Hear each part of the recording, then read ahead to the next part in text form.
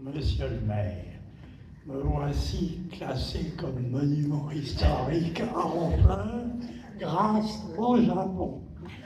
Et vous avez un modèle magnifique de tapisserie ici sur les cimaises qui représente justement le Japon.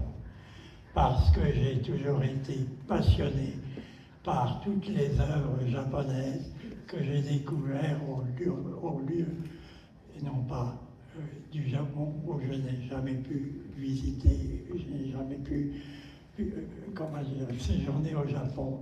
Mais j'ai toujours été très très admiratif de l'art japonais, de la façon dont les Japonais s'exprimaient.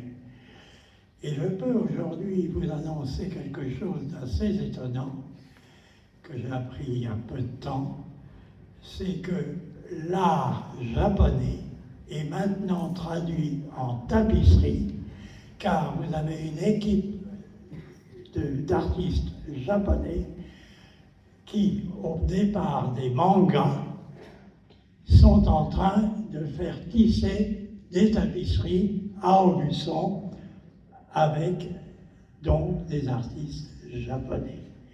Et comme quoi les choses se recoupent et en même temps se retrouvent.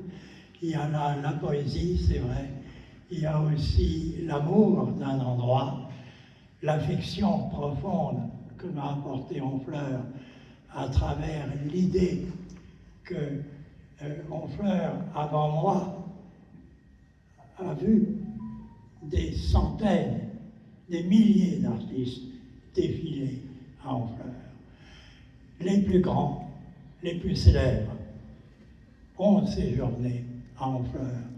Et je ne peux me considérer que d'une toute petite parcelle de tout ce qui a pu œuvrer pour enfin du moins pour mettre en valeur l'œuvre extraordinaire que Honfleur a distillée à travers le monde, à travers tous les peintres, à travers tous les moments extraordinaires que ces artistes ont pu vivre et apporter avec bonheur, avec poésie et tout simplement avec amour.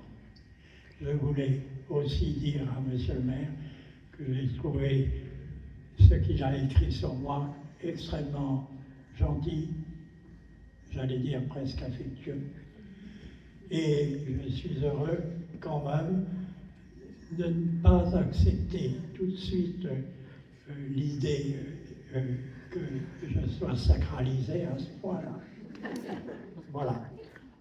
Alors je vous invite évidemment à faire le tour de toutes les tapisseries qui sont ici, sachant que chacune d'elles a nécessité énormément de travail, énormément, j'allais dire, de force physique. J'ai vécu la plus grande partie de ma vie sur des échelles ou sur des escabeaux. Ce qui ne m'empêche pas, à 95 ans, d'être encore debout devant vous, devant un micro. Voilà. Bravo! Bravo!